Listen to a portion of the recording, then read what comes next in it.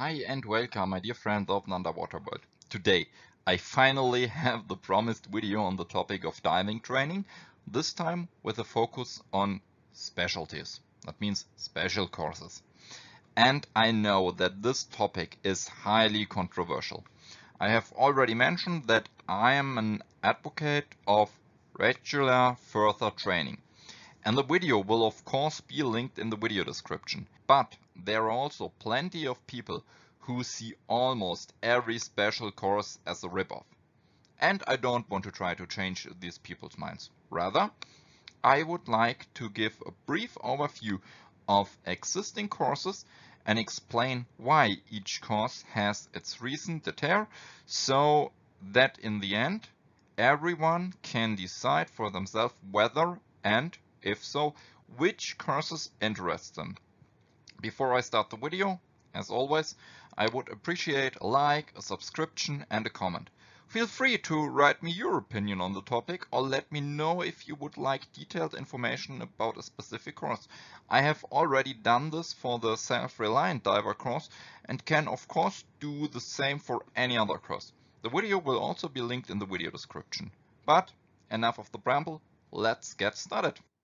Let's start with a general question. What are the common benefits of specialty? Of course, the answers will vary from person to person, and you're welcome to write your most important point in the comment section. Maybe I have completely forgotten something essential. Specialty courses are designed to teach you new knowledge or skills, or to deepen your knowledge in areas of diving you're already familiar with. You may discover completely new interests while searching and salvaging. Some may discover a passion for navigating, or wreck penetration may be such a great feeling that they immediately decide to get a cave diving certification. You can also push your limits in a safe environment with an instructor. Deeper diving with a deep diver certification or an advanced nitrox certification, and the most profitable reason for many, you get permission to participate in certain diving activities. Some bases and shops do not sell or rent tri-suits without the appropriate certification. Nitrox is only available with a certificate, and independent night diving is also prohibited in some places without the appropriate certification, meaning you have to rely on a guide. The reasons are manifold. To keep track of everything, I've tried to divide it up a bit so not to overwhelm you, which wasn't easy because, as we'll see, there's no black and white. The transitions are often fluid. Roughly speaking, however, I've noticed that the special courses are geared towards specific environments, familiarizing you with new equipment and technology, or teaching you new skills and knowledge. We begin with the topic of environment, and immediately with one of the most popular specialty courses, the deep diver, which allows you to explore new environments at greater depth, namely up to 40 meters. This includes careful dive planning to prevent problems. It should be obvious to everyone that you can't ascend as quickly from a depth of 40 meters as you can from 80 meters. Which is why proper gas management is important and your equipment should be designed for deep diving. Better protection against the cold and, as a result, regulators suitable for cold water or additional breathing gas supplies are just as important as recognizing and managing gas narcosis. It quickly becomes clear why it is very difficult to draw a line here, because the additional equipment falls into the technical category, while handling or appropriate gas management is more a matter of new knowledge. But that's just a side note. The video would be too long if I addressed this topic individually for each course. Let's continue with night diving, sometimes also referred to as limited visibility diving. Here you will learn why even familiar, dive sites can appear completely different at night, how to use dive lights correctly both underwater and above water, and how to use other equipment such as chemical lights.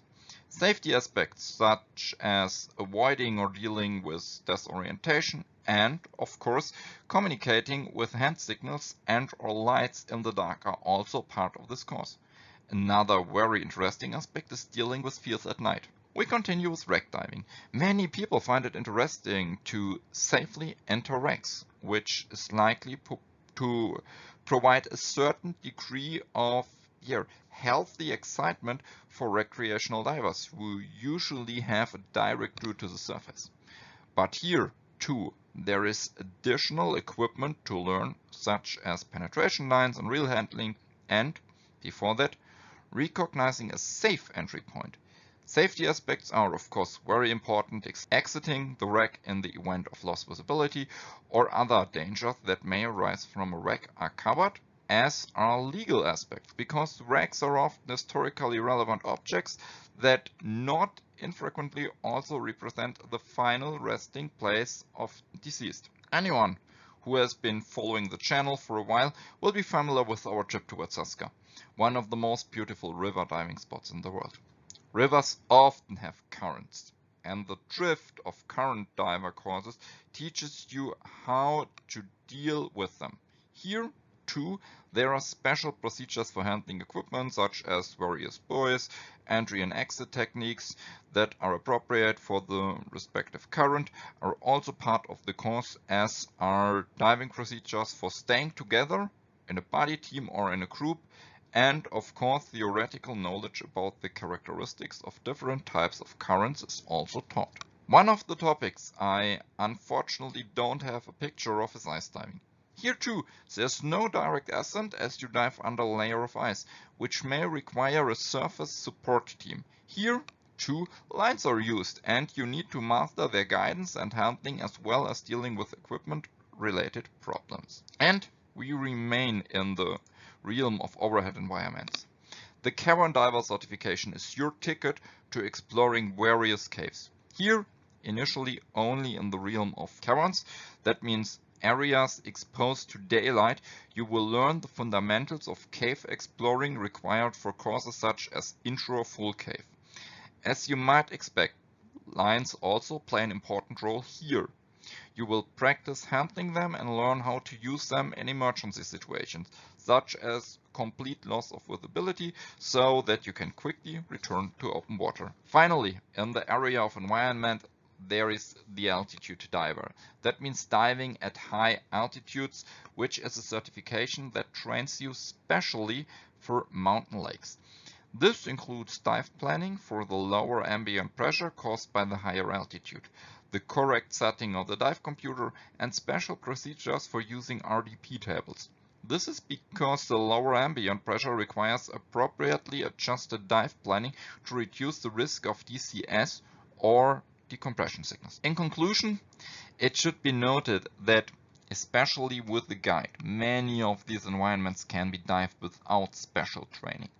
However, it is important to remember that even a good guide can become separated from you.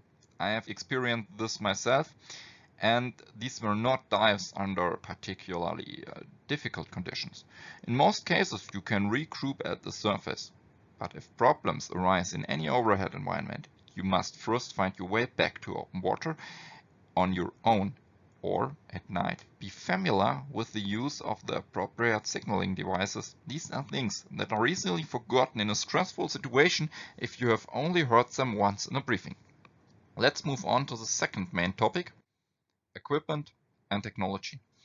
It may seem surprising that there is no line diver specialty yet, given how often you have to deal with various safety, penetration, current or buoy lines, but perhaps that will come in the future. Or I could create my own specialty for it. While, this is also possible. What do you think? Is the course with practical added value?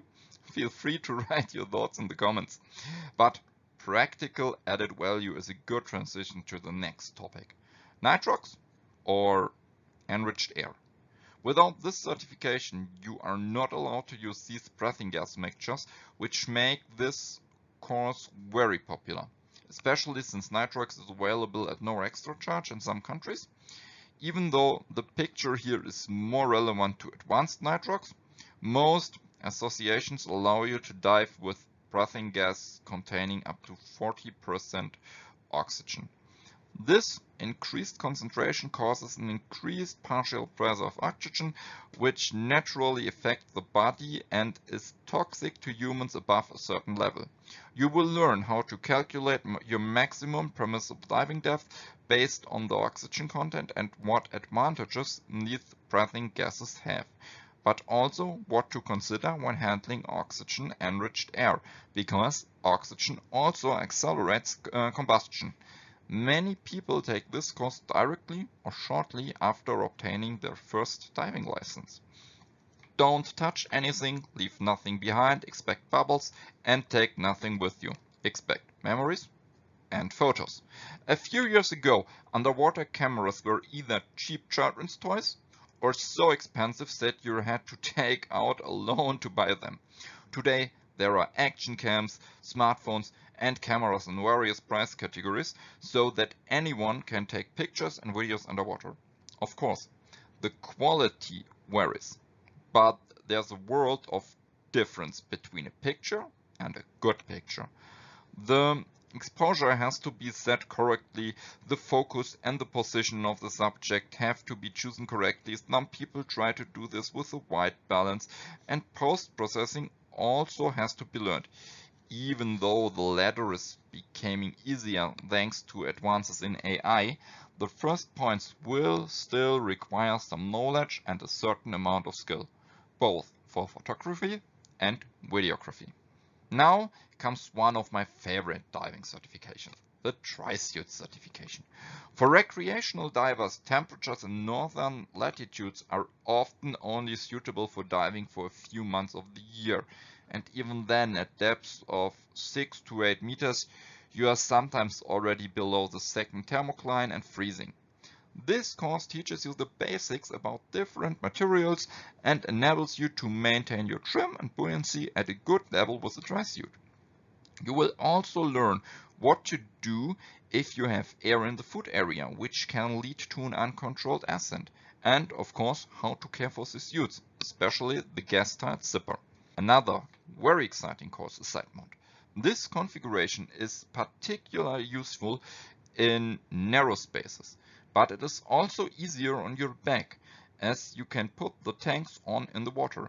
The ability to use two tanks at the same time allows you to enjoy longer dives, but the sideways arrangement requires appropriate entry and exit techniques.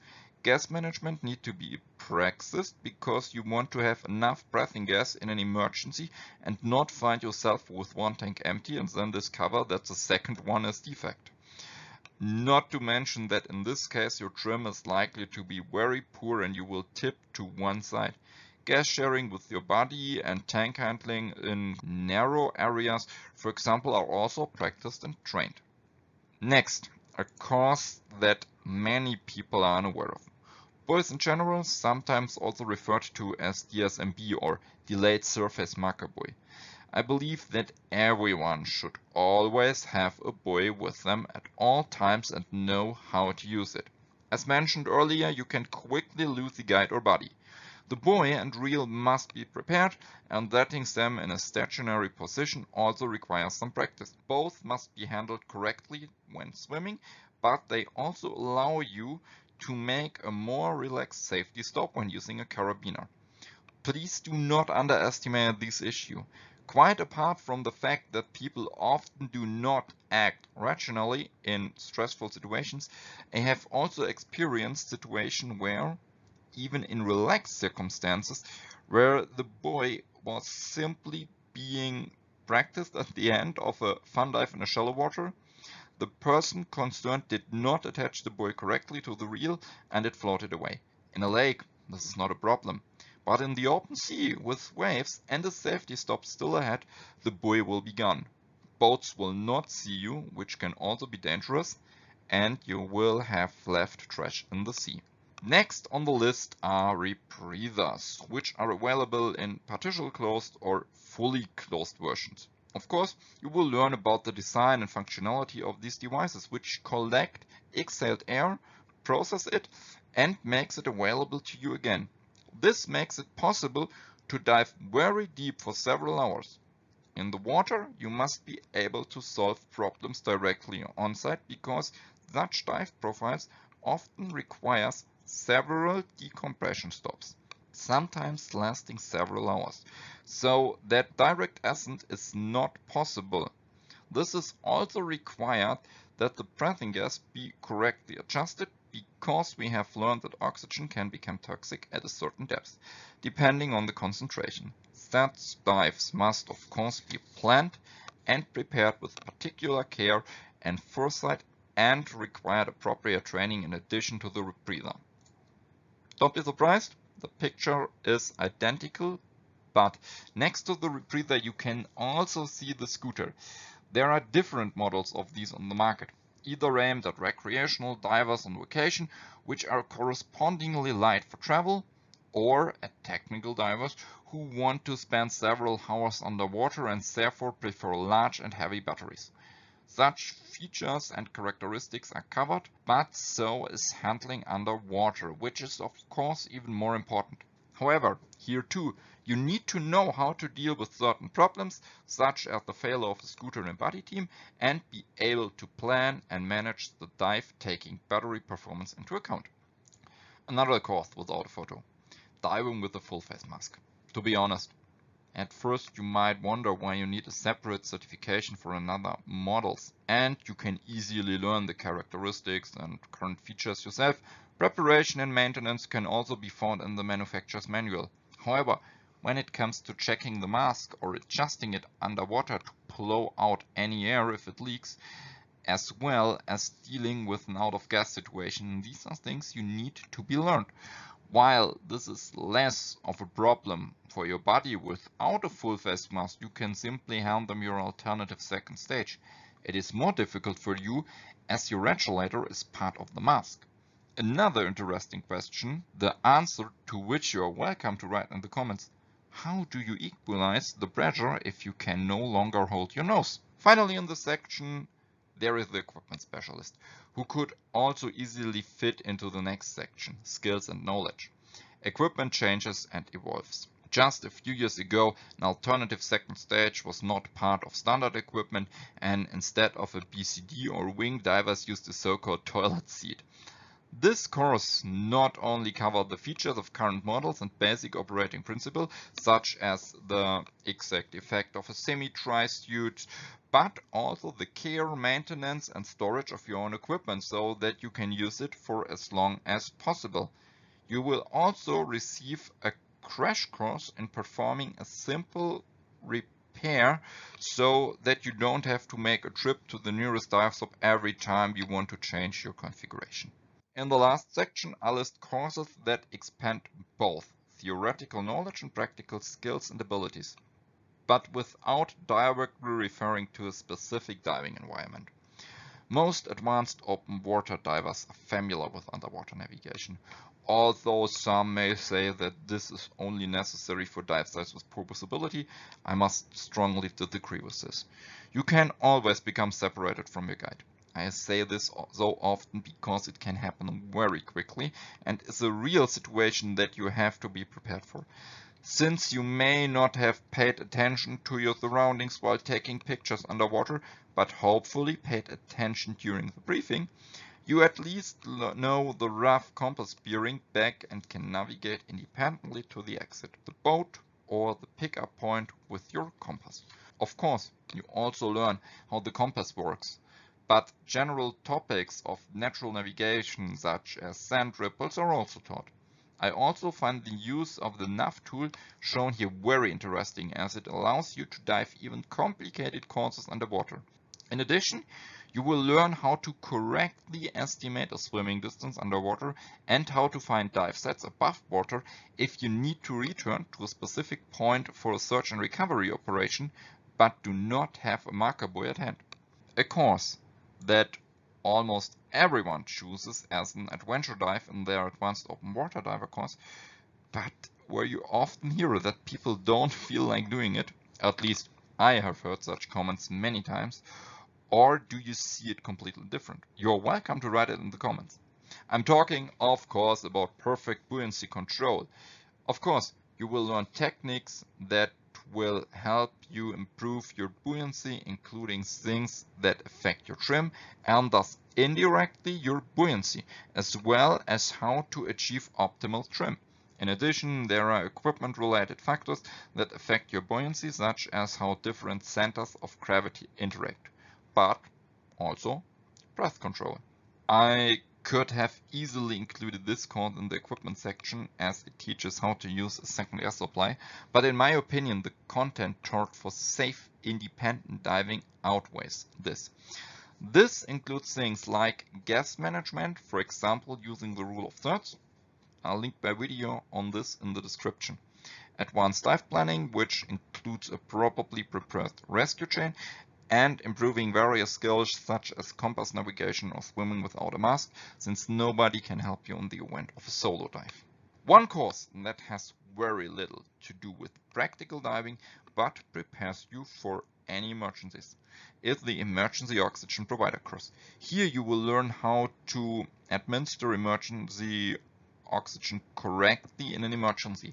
This includes various oxygen systems as well as different valves and masks and when they are best used. And always remember, just like the rescue diver course, you don't take this course for yourself but for your friends with whom you're diving. Let's move to an underrated course. Search and recovery. Of course, this course does not train you to recover heavy objects such as cars or similar items, but the application and advantages and disadvantages of different search patterns help in the search for lost objects such as dropped dive computers or watches. The correct search pattern can save a lot of money here, because often it is the small objects that are the most expensive.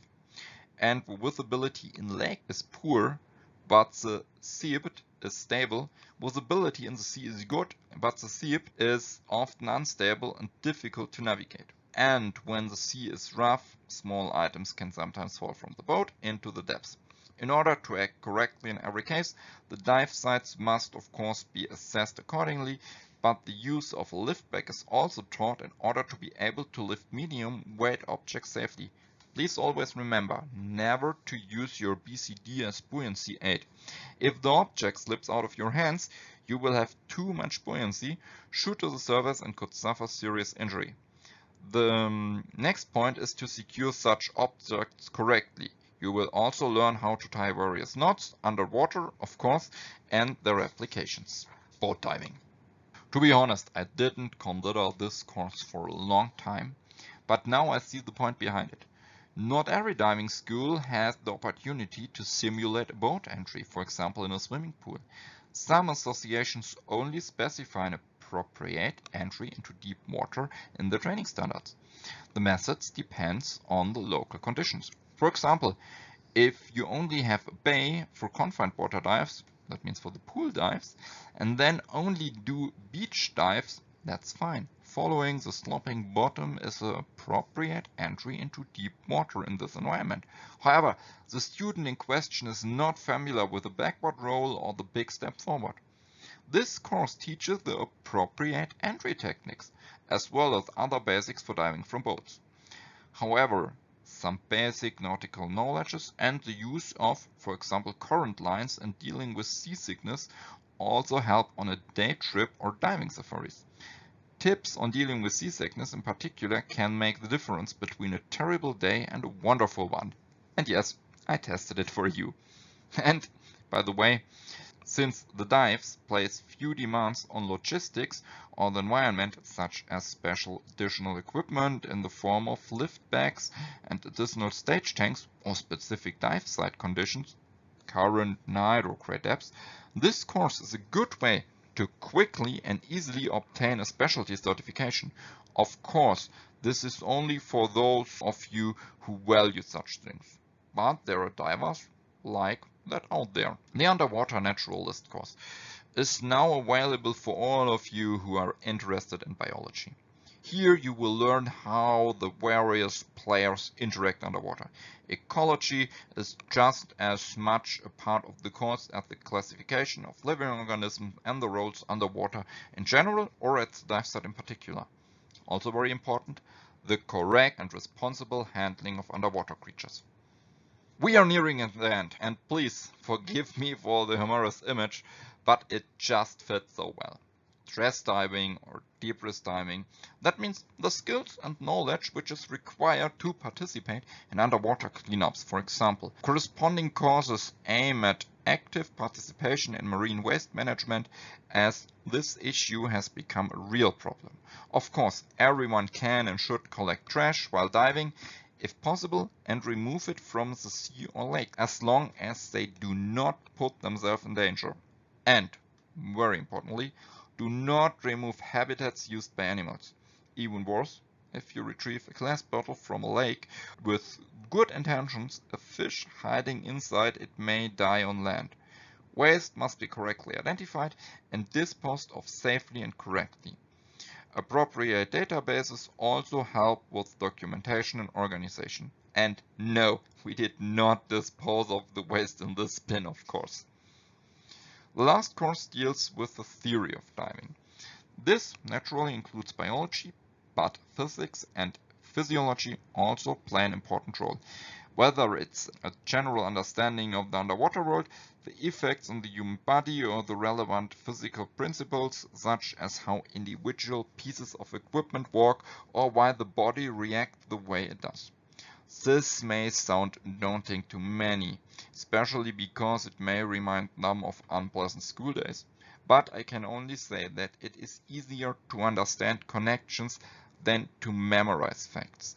The former is much more sustainable and also helps when learning new content that builds on it.